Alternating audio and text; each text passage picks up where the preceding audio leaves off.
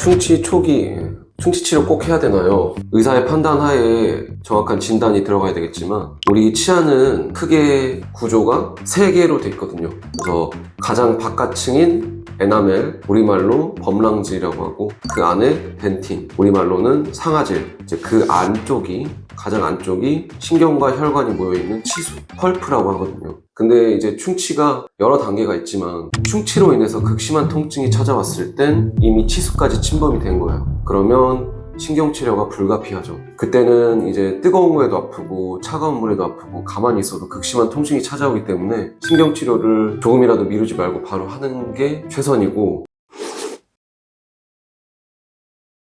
이제 우리가 고민이 되는 것이 범랑질이나 상아질까지만 치아가 썩었을 때, 그때 이제 의사 판단하에 치료할지 말지 결정하게 되는데, 범랑질에 얕게 먹었을 때는 저 같은 경우에는 지켜보자고 하는 편이에요. 왜냐면 우리 치아는 세균이 산을 방출해서 부식시켜도 불소를 통해서 재광화라는 과정을 거치게 돼요. 그러면 치아가 이렇게 뚝뚝 떨어져 나가다가 불소를 든 치약을 써서 양치질을 하게 되면 다시 재광화라고 치아가 다시 재건이 된다고 생각하시면 돼요. 그래서 우식, 그러니까 충치가 더 이상 진행이 안 될 수도 있고 재강화가 될 수도 있기 때문에 얕은 충치 같은 경우에는 전 특히 어르신들 같은 경우에는 지켜보자고 하는 편이에요.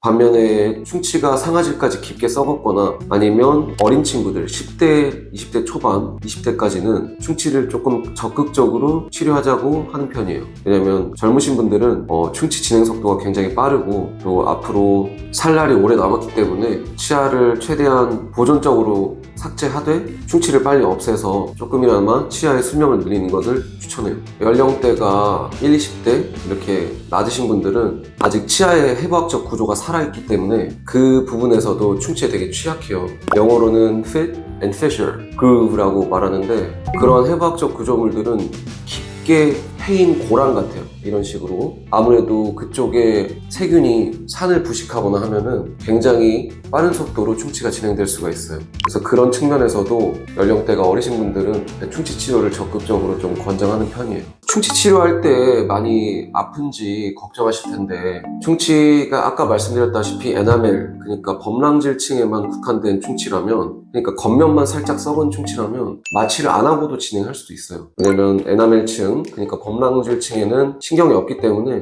그렇게 아프진 않아요. 하지만 조금이라도 깊거나 상아질까지 들어갔다면, 상아질에는 신경이 없지만 상아질에 가해지는 자극이 신경까지 갈 수 있어서 아플 수 있어요. 그래서 그때는 충치를 치료하기 전에 마취를 좀 넉넉하게 하고 진행하죠. 그러면 아프진 않아요. 그리고 충치 치료 한 번 하면 이제 뭐 충치 다시 생기지 않는 거 아니냐 이렇게 말씀하시는 분들이 있는데, 그 부분에는 이제 충치가 생기지 않을 수 있지만 그 주위, 그러니까 경계선 쪽으로 양치질을 안 하시거나 관리가 안 되면 추가적인 2차 우식, 그러니까 추가적인 충치가 생길 수 있어요. 그러니까 치아 관리는 평생 한다고 생각하시면 됩니다.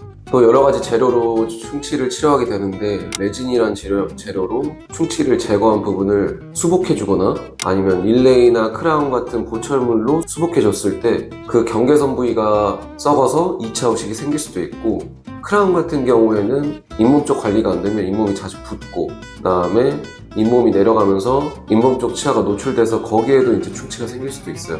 그래서 치료를 한번 했다고 끝이 아니고 계속 유지 보수 관리를 해주셔야 평생 건강하게 치아를 유지하실 수 있어요.